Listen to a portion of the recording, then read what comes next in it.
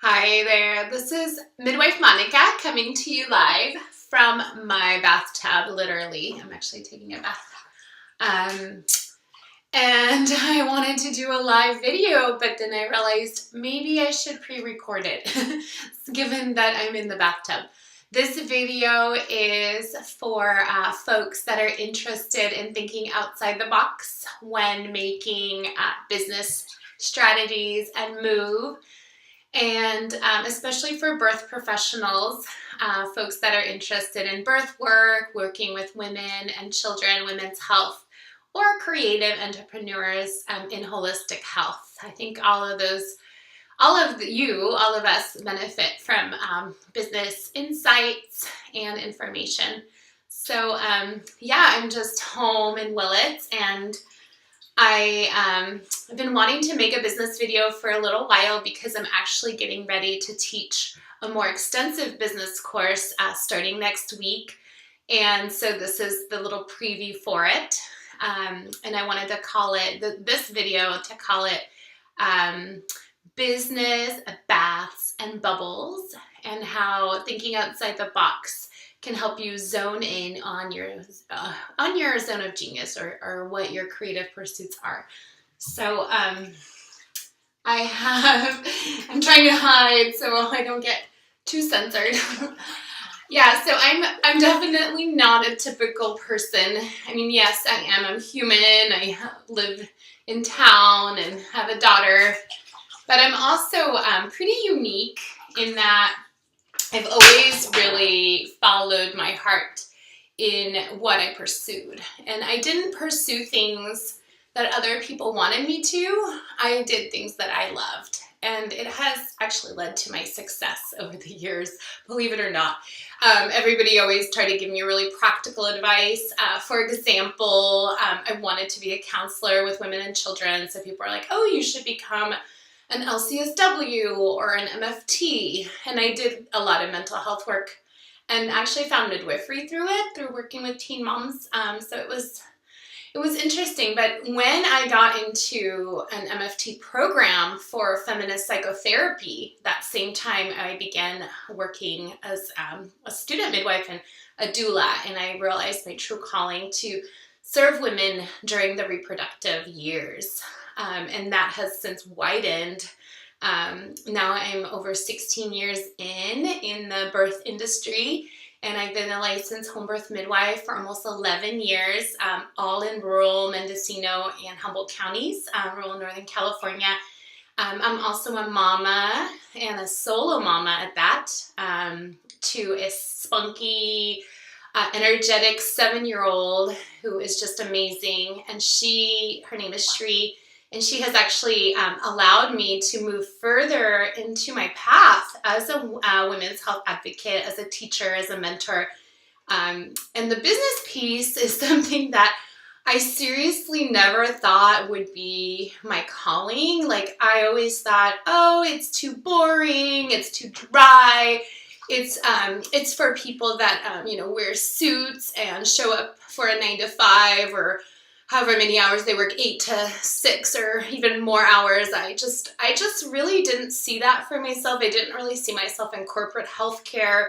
And I'm not, even though I'm really great at leadership, I'm not a really good manager of people. I just like to work with people in collaboration, but not so much manage them and double check every single move. It has gotten me in trouble in the past because I do tend to treat people with a lot of respect and equality. And I've had many, many different jobs, including at several community health centers.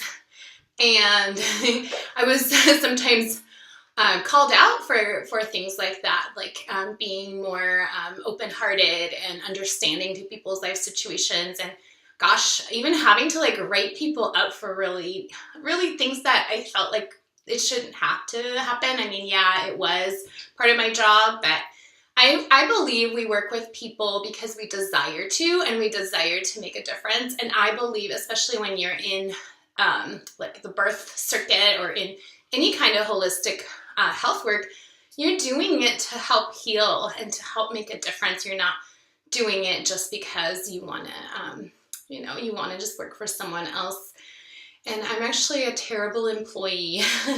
So, gosh, if my parents ever see this, maybe they'll be like cringing. But you know what, Mom and Dad, I turned out pretty good. So if you're like, oh my gosh, I can't believe my daughter has been saying these things and writing about them and being super outspoken, not sorry. I'm just going to keep being myself and being my silly self. So anyway, back to our topic. So I just wanted to make sure we really touched upon the topic of thinking outside the box and how that can lead to your creative genius and some of the strategies for this. So as you can see, well, you might not see, there's a really nice candle behind me. It's a rainbow candle. I just lit it right before this video, and that's to bring the light, bring the inspiration. The candle was part of a sound healing and yoga class we did, although we did not light it because we just weren't allowed to in that space to have anything lit. But we did bring it, and we brought an altar and all these altar items. And it's just right after All Souls Day and Halloween, and it was just the time change this weekend. I guess if you're in the Western Hemisphere, daylight savings, or I'm not actually sure every single place that honors it, but I remember we had it in Poland even. So yeah, thinking outside the box can lead to your success. And here's why. Well, I don't necessarily have a formula.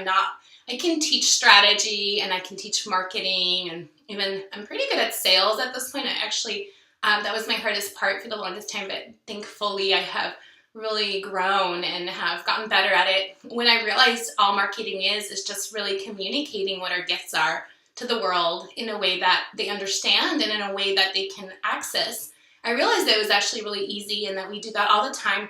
I'm not really a salesperson. I've never really liked that, but I've always been an educator and a teacher and a mentor. And so much of my work is inspiring people and letting know the next steps and the next direction. So myself, I do take a lot of baths, so you can you can see and be a part of that. Bath times, water, hydration, going to hot springs, taking even showers. Water is just so healing and cleansing, and especially being a midwife, a home birth midwife at that, we do a lot of water births. And even if people don't birth in the water, they often really enjoy the water element as part of their birth or their pregnancy journey. And the first thing I teach student midwives is to wash their hands, which might be, for sanitary reasons, of course, that could be it. But beyond that, it's a way to energy clear, it's a way to ground and center, and it's a way to really come into this moment. So even just washing your hands and your face, anything like that, you don't have to take a shower, you might not be able to, especially if you're at a client's house. You can take that anytime during a long birth, during, in between appointments. Definitely wash your hands in between every single appointment.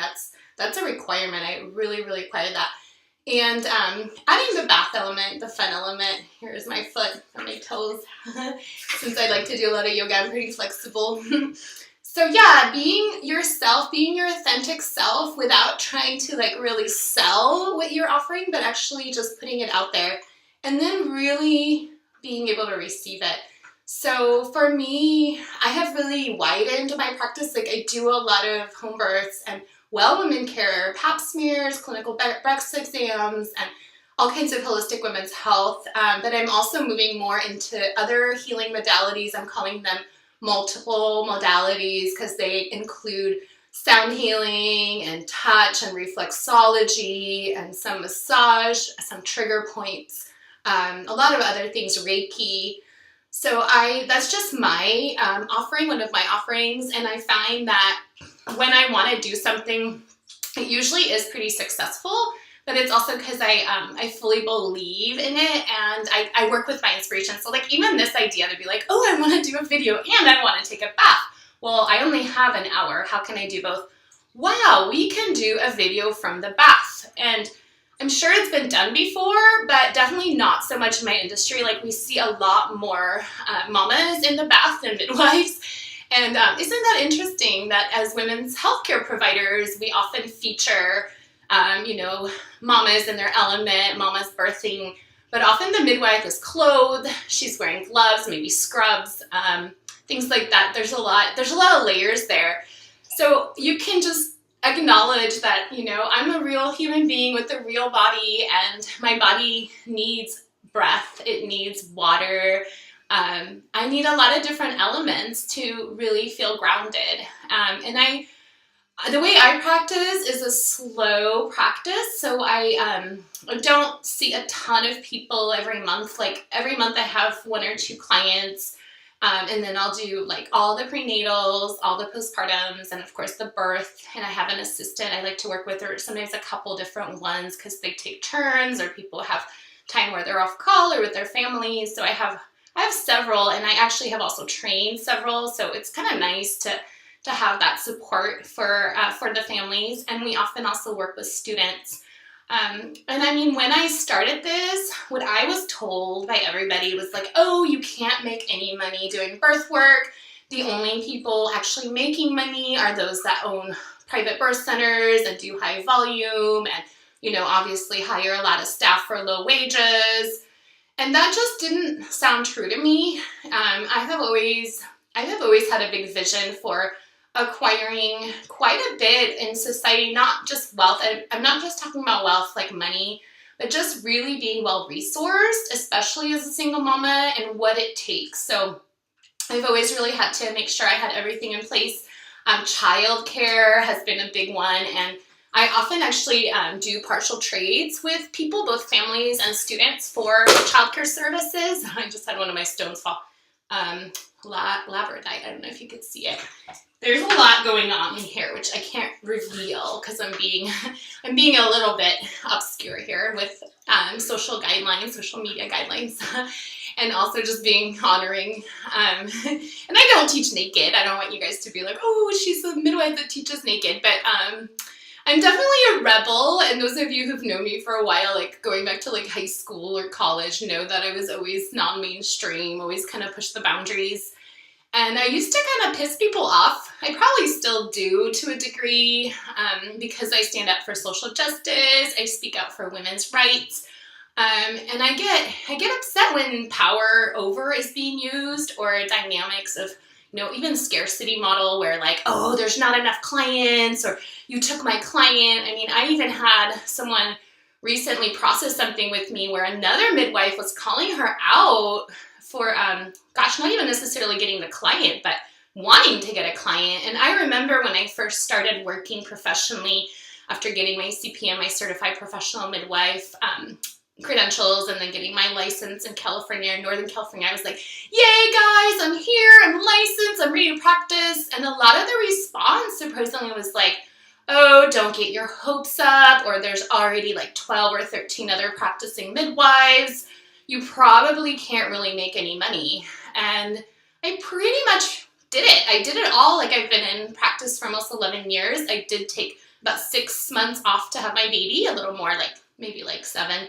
But even during that time, I was politically active. I was on the phone to change the legislation for our legal licensure to remove physician supervision, which did succeed in 2014. California Licensed Midwife did successfully remove physician supervision off our licensure laws. So I can take some credit, not all the credit, of course, but definitely held the meetings and was sometimes working a lot just to make that happen. And what else? I mean, I've always just done what I wanted, and I think that does piss some people off. But like, as soon as I realized just in the last few years that I'm not here to please anybody, and actually trying to fit in as a detriment, because I've never been ordinary. I've never really been like everybody else, and I think everybody kind of feels that. And so sometimes like really high-powered women and men can feel kind of I don't want to say threatened, but almost like that, like where they just feel like they want to discourage me and say, instead of like actually talking me up and being like, that's a great idea, they're like, oh, you don't want to do that, or I'm not going to show up to your event, or yeah, go ahead and do that, and like, we're just not going to be there. So I've just learned to create my team, and I've been able to attract the people that truly, truly care and truly want to be a part of this movement. So this class that I'm going to offer, I'm going to start it next week. I actually have it all written out, which is unusual because I usually work in the moment. I'm very creative and spontaneous, but I do like to have structure. And I do really like to follow protocol. And I'm kind of old school. Like I still do paper charts and I still hand journal, and I don't put everything in computer writing. Like my sign-in yesterday was a part computer one and part paper one. And then I incorporate a lot of art too and things like that. So just to share what I did yesterday, for those of you thinking outside the box, like I love collaboration. And one of my friends is a sound healer and she lives locally. And just a little over a year ago, maybe a year and a half ago, it was probably like July of last year, 2017, I really felt called with all the political stuff, all the racist stuff, all the white supremacy things going on, that we need something more than just like talk therapy or, even, gosh, all the modalities. So I really find a lot of healing in the sound healing. And I'm also a yoga teacher, and not just an average yoga teacher. Like I specialize in women's health and in multiple modalities. And the longer that I practice, the more I realize that we can't heal other people. We all know that. But not only that, we can provide a safe container. We can provide the space so that they can open up and receive what they need. And so I do that not only as a midwife, which if you've ever had me as a midwife in small or big ways, or even if I just came and did a placenta encapsulation for you, or did a prenatal, a consultation, whatever, you probably noticed that I really do like to hold energy and space, and I like to go deep. So the families that really enjoy working with me really like that. They like that I'm just not just going to say, well, that's not in the books, or that's not on my time. I'm willing to go beyond and above and do things that are outside the box, but still with a lot of boundaries and a lot of love and self-care. So that's, again, the bath ritual. And business is kind of like my baby right now, like teaching business, holding space for business, and really making it fun and exciting and something that can benefit humanity. Because as more and more women tap into business, I believe our world can become better. We really need to get away from those big conglomerates like ExxonMobil and the Walmarts. I'm not Walmart birth. I will never be Walmart birth. Even most of the hospitals I wouldn't necessarily call Walmart birth, but the business model of hospital birth is definitely assembly line. It comes from the Kaiser Foundation in the 50s, who realized that you could make profit off of healthcare prior to, I hope I'm saying the dates right. I may be maybe a decade off, but I think prior to the 50s, you could not profit off healthcare. I think it was the 70s actually when the doctors realized they could profit off healthcare and make money off of women's bodies. And so birth became this multi-million and now multi-billion-dollar industry. And midwifery was almost squashed. I mean, it continued. It always has survived. But it got down to like just very few midwives. A lot of places, there's still no legality, or it's illegal. Like, for example, my daughter's father lives in Alabama. And from the 80s until just last year, mid of last year, like more like August of 2017, it was a felony to practice midwifery. And now, they've opened it up. They still don't want you to do VBACs, but there's only like 12 certified professional midwives. Well, of course, because it was illegal for so long, so people would have to train elsewhere and be willing to move there and practice there, or work underground, which also brings a lot with it. So, anyway, I'm gonna finish so that you can enjoy your day and make it not too long, but I hope you found value in this, and just to encourage you on your path. I always am like a cheerleader for other birth workers. So when you tell me like, I want to become a midwife, yeah, I might give you some advice about how hard it is, because I don't want it to be like, oh, yay. But I also feel like I'm really excited for people to have a career like that, not just midwifery, but all kinds of career paths supporting families and supporting the well-being of our planet. And I do think that you can make good money doing births, and it might take a little while to get there. It might take a little training, a little knowledge, but I think you can do it. And if you feel like we're the right fit, I'd love to hear from you after viewing this video, and let me know if you want to take my class. starting next week. Okay, take care, Midwife Monika, midwifemonika.com, Tree of Life Midwifery Services, coming to you from Willits in my bathtub with my grandmother's ring, my deceased grandmother who died in the 60s. So in Poland. So 2 days ago was All Souls Day in Poland. And so I want to honor her. And thank you, Grandma. Thank you, Grandma and Mom, too, and Dad, and all my ancestors. Have a really good day. I hope to see you next week. Ciao.